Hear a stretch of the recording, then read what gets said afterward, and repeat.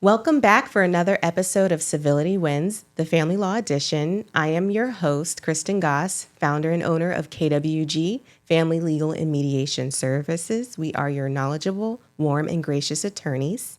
Don't forget to share, like, and subscribe. And I am here with Dominic Sheer. He is a business attorney. I'm going to briefly read his bio, and then we're going to get into some good conversations. Sounds good? Sounds like a plan. Awesome. So Dominic, he brings a unique blend of passion, expertise, and real-world experience to the realm of law. As an attorney, his mission transcends the mere practice of law. It's about empowering individuals and businesses to navigate life's complexities with confidence and clarity. Before embarking on his legal career, Dominic enjoyed a thrilling chapter as a world champion race car driver and a savvy entrepreneur, owning and managing his own business for over a decade. Through these endeavors, he intimately understood the challenges and opportunities that define the entrepreneurial journey. And we'll talk more about that in today's discussion. He is an attorney at Shear Legal. He serves as more than just a legal advisor. He's a trusted ally, guiding clients through pivotal decisions and safeguarding their future prosperity. Whether you're seeking to protect your legacy, navigate complex legal landscapes, or realize your entrepreneurial dreams, Dominic stands ready to champion your cause. Thank you for joining me, Dominic. No problem. Thanks for having me. It's a pleasure. Thank you. So my first question, your bio says it a little bit. Tell us, or the audience, about your journey prior to becoming a business attorney. I think your whole story is inspirational. And I wanted you to share because a lot of the audience members out there are business owners, and I'm sure that they can relate. And those who may not have experienced some of the things that you went through, it's something that I think would be eye-opening for a lot of people. Definitely. So as kind of a nutshell, I'm where I'm at today because of things that I did in my past that went sideways and weren't exactly how I planned for them to go. Mm-hmm. And you kind of know a little bit about that, but I'm going to explain it to everyone here today. So going way, way back, when I was a kid, I was in diapers running around the house with cars. I loved cars. That was my thing. I had cars in the bathtub, cars in my mom's car, cars everywhere. And that transitioned when I was 11 years old into starting to race cars professionally. Thankfully, my parents were able to, help get me into that sport because at 11 years old, you don't really know how to do things, right? So I started racing cars professionally when I was just 11 years old, going 70, 80 miles an hour when most people don't drive till they're 15 or 16. So that was pretty neat. Did that up until I was about 17, 18 years old, through high school pretty much. And during that time, I traveled all over the world, raced all over Europe, the Caribbean, South America, got into formula cars, which is kind of like a Formula One style car, just with a lot smaller of an engine. Doesn't go quite as fast, not quite as expensive. But that was the upper tier of what I got into with that. Come 2007, 2008, financial crisis hit. Unfortunately, at the time, although I had won world championships, national championships, state championships, I was doing pretty well for myself as a young race car driver. My sponsors couldn't continue, and it's just at that point an expense that one can't do on your own unless you're multimillionaires.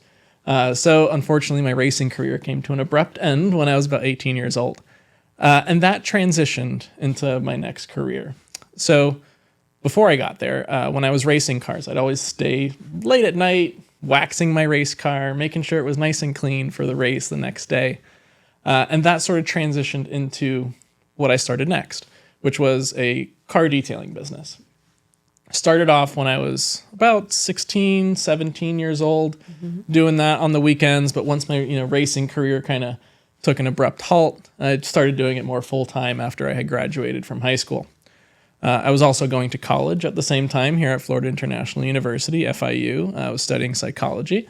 And nights, weekends, during time when I wasn't in class, I was at home detailing cars in my parents' garage. Started off with friends and family, going out and marketing on my own and going to car meets and other car dealerships and things like that, just try and drum up business. And that started to really snowball into full-time sort of gig, to the point where I had to take a step back from my college studies and start going to college on a part-time basis and at night and online, so that way I could grow my business. I believe it was about 2012 or 2013. I was about 22, 23 years old then. I was almost done with college. I still had just maybe like a semester or two left at that point. It had grown to a point where I had 2 to 3 clients' cars at my house at any given time.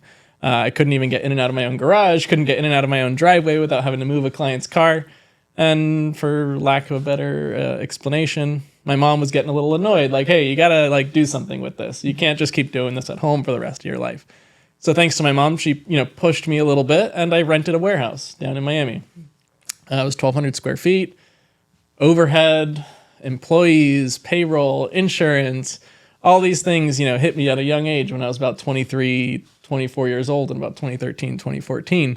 So I learned at a very young age what it's like to run a business, where most kids in their 20s and early 20s, I should say, are still in college or going to grad school or doing things like that.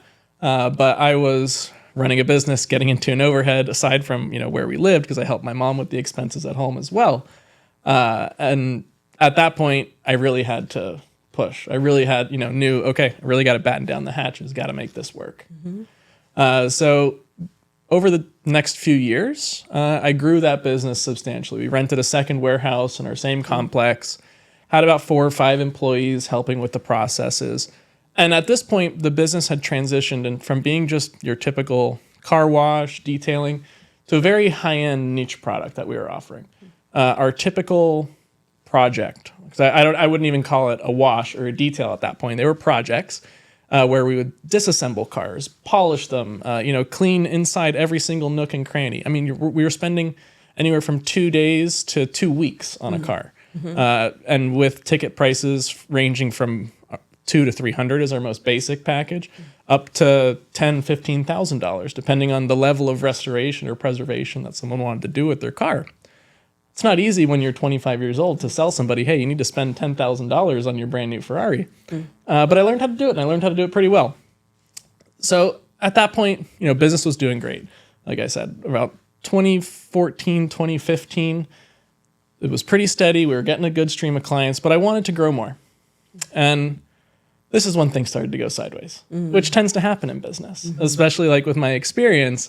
When you get in a stage of growth, a lot of times you want to just grow and make more money and have more free time, but you don't necessarily think of all the things you need to put in place first to make sure that mistakes aren't made, to make sure that things are clear from the get-go, to make sure that things don't go sideways eventually.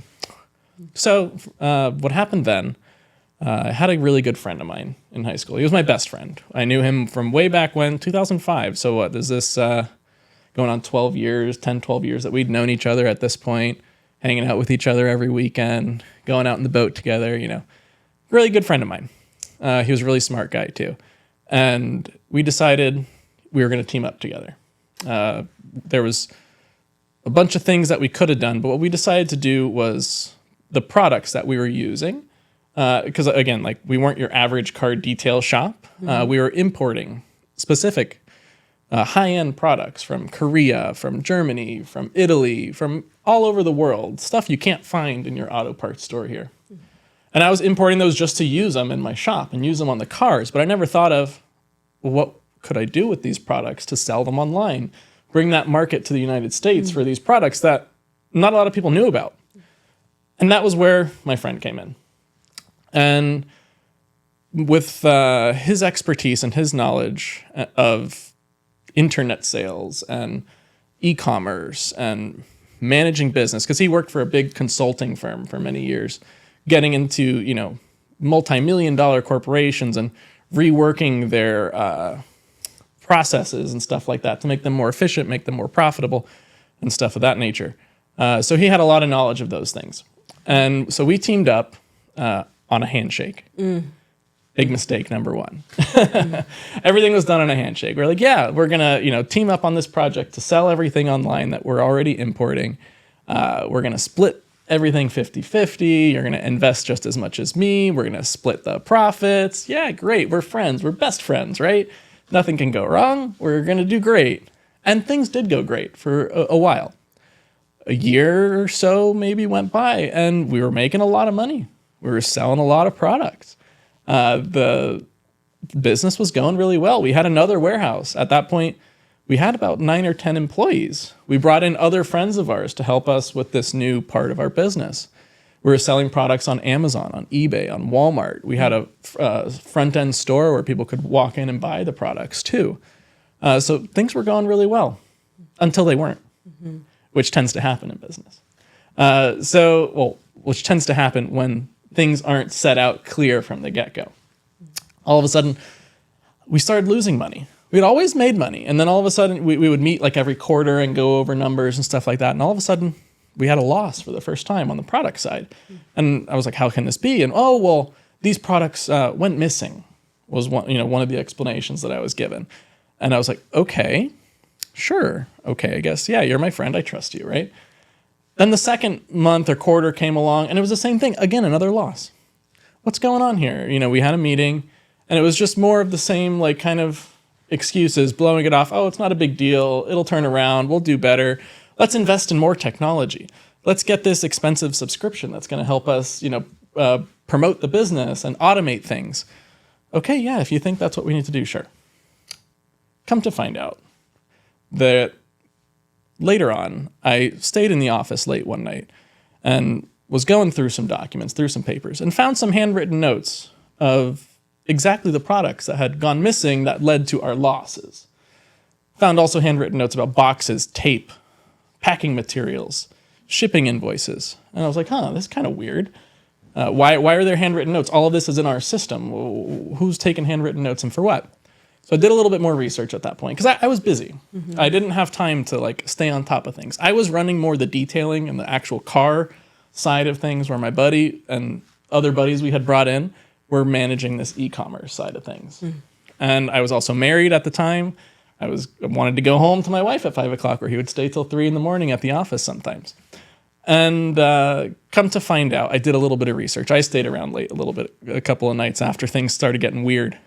Come to find out they had opened a business selling the exact same products that we were selling. My best friend, my other friends that were employees of mine were competing with me, stealing inventory, stealing products, using that in their business, and doing it all out of my warehouse. So what does one do when something like that happens? I mean, Kristen, what would you do in that case?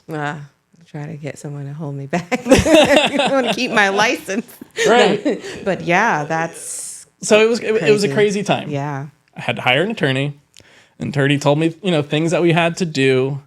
There was a lot of back and forth, a lot of, between kicking those guys out, obviously, and getting them out of the business, but then them retaliating against me and hacking my accounts, deleting my website, deleting Amazon listings, stealing more inventory, all these sorts of things that, happened thereafter that if I just would have had a proper partnership agreement in place, had an operating agreement, even for my LLC, had some sort of structure, something that would have stated, there's a fiduciary duty between partners instead of it being understood at common law. Yes. But it's also harder to prove that way instead of when someone expressly agrees to something in writing. And it was a difficult road from there on out. Attorneys were going to cost a lot of money to go through litigation. I had gone even to the FBI because this was something at that point where they stole further inventory. It had crossed straight state lines. So it was something that once crossing straight state lines becomes an issue, it becomes a federal offense. He wasn't a U.S. citizen. Did I want my best friend to get deported?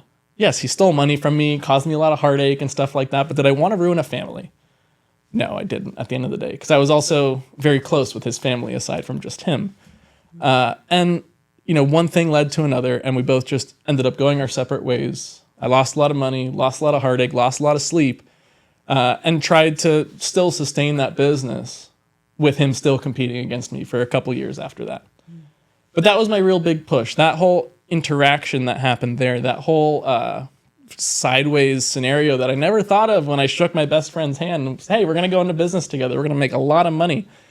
Never thought in my wildest dreams any of that was going to happen, but it did. And unfortunately, that's what happens to a lot of business owners, and they don't understand that by having certain documents in place from the get-go, having things clear in writing, it's better to have it and not need it than to need it and not have it. Yeah. So that was my really big push at that point. I always wanted to go to law school. I always wanted to be an attorney. I had taken the LSAT back in 2024 or 2025 when I graduated from college, but I took some years off because we were growing the business. Hey, maybe this is going to go well. I won't have to go to law school. But after all that happened, that was my big push. Okay, I'm getting this done because I don't want to let this happen again, one, to myself, and I want to be able to use that legal knowledge and the knowledge that I have from this prior experience to help other entrepreneurs and other business owners and families, individuals, whoever it is that comes, across my desk, to avoid making those same mistakes that I made in my past. Because I feel like with the knowledge and experience that I have, it's a lot different from most attorneys.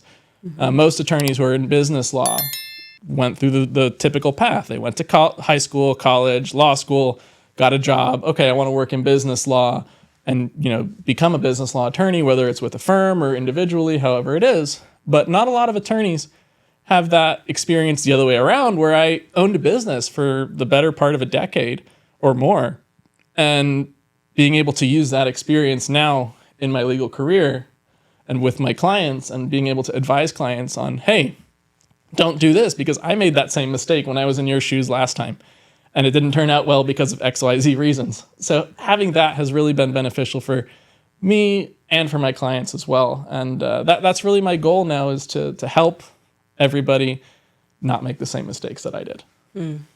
So powerful. So a lot of good things stated, and thank you for sharing.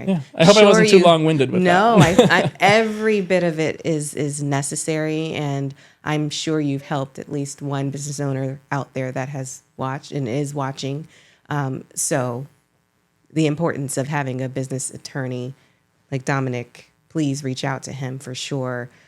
He's experienced it personally.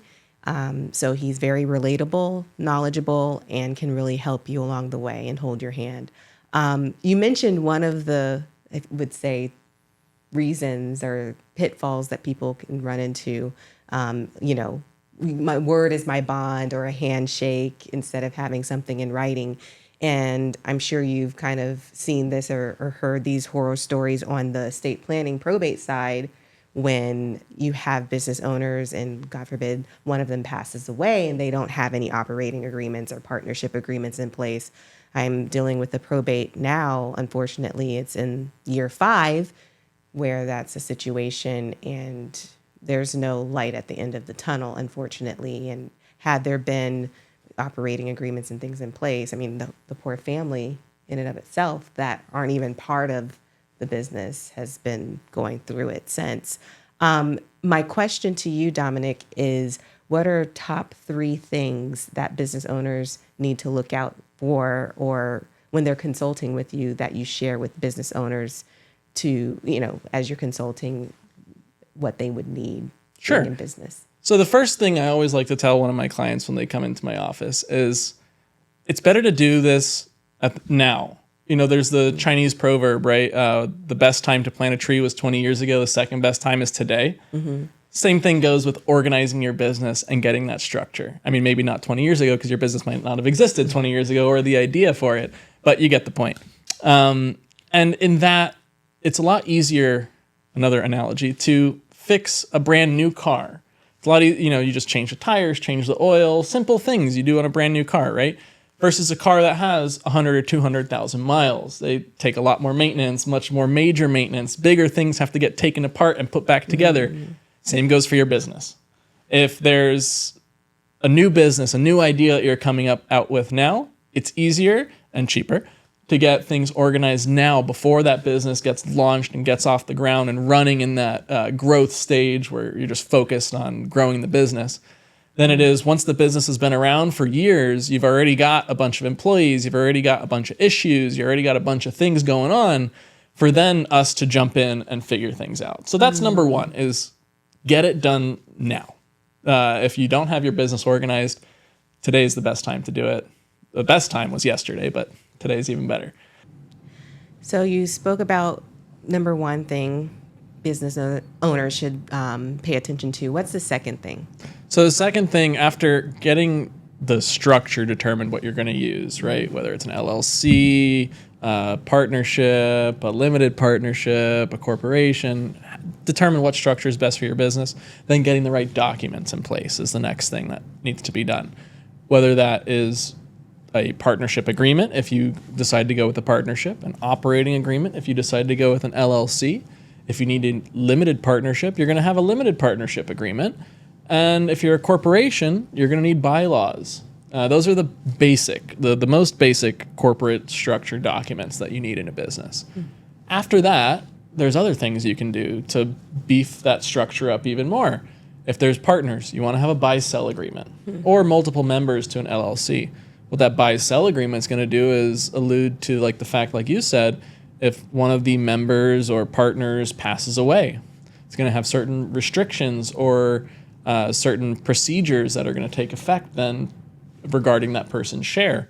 It can also have a determination in the divorce scenario. Buy-sell agreement can be big in divorces because if one of the business members or partners or directors or whoever it is in the business gets a divorce, that divorced spouse could all of a sudden spring to have an interest in the company. And a lot of business owners don't realize that.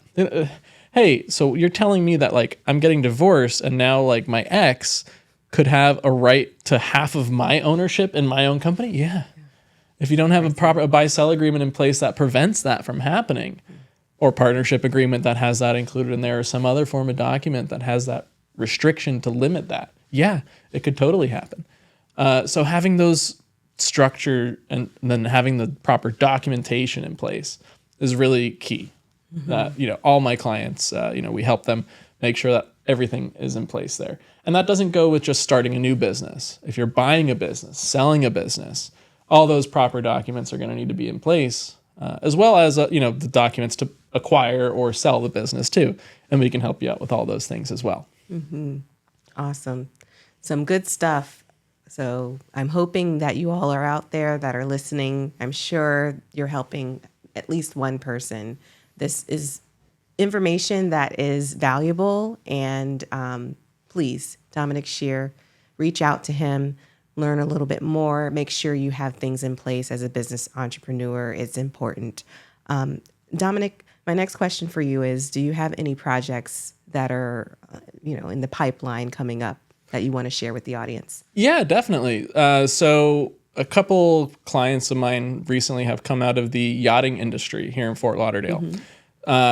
There's a yachting company that I've been working with for months where there was an issue with estate planning. The owner was the dad, and he had owned it since back in the 70s, and he has a few daughters. Out of nowhere, all of a sudden, the owner passes away. They didn't have a trust. They didn't have an estate plan in place. They didn't have. They had bylaws, but they were drafted back in the 80s, and it was like 5 pages. It wasn't very thorough or anything. So the passing of that owner kind of threw that whole company into a spiral. They called me and they're like, "Hey, we need to figure this out." The daughters, that is, the people who now own the company, and thankfully they were able to get a will put in place right on the deathbed to be able to, so that the daughters could acquire the business without leaving it up to a probate judge, so to say. At least the judge had some instructions to put it in their hands. So they have reached out to me, and I've been working with them for months now to draft everything from bylaws to buy-sell agreement to shareholder agreements, because they wanted long-time employees who'd been with the business for a long time to have a ownership interest in the company now. Aside from that, we're helping them also with their employee handbook. We're going to be helping them out with other corporate documents as we knock one out at a time. So that's one big project that I'm working on, is making sure to, get the bowl of spaghetti that was that company and bring out, each line piece by piece and make sure it's nice and organized. And another one that I'm working on is with a doctor, helping her start her new practice. She's a surgeon who came out of residency about 5 years ago, worked for various other private practices before, and we're helping her open her practice with the proper governing documents and making sure she's in compliance with all healthcare laws. HIPAA is a big thing, making sure that she is, compliant with all the health insurance companies too. So that way the health insurance companies and Medicare and Medicaid can pay her for her services. So there's a lot of compliance issues when it comes to the medical field. So that's another big project that we're working on right now. Wow, that's amazing. It's amazing. Like I said before, I learned something new on a personal note and professionally about people, even though I think I know them already. So thank you for sharing that. Again, very valuable. Please reach out. And my last question to you, Dominic, is for the audience out there, if they want to reach out to you and schedule that consultation because they don't have the proper documents in place, or maybe they need amendments or updates, some things are outdated, where can they reach you and find out more information about you? Sure. So if you're out there watching today and you want to learn more, you want to, have me talk with you about an issue or go over some documents that you might have, reach out. We do free 15-minute consultations with all our clients. You can reach us by phone, email, text message, or social media.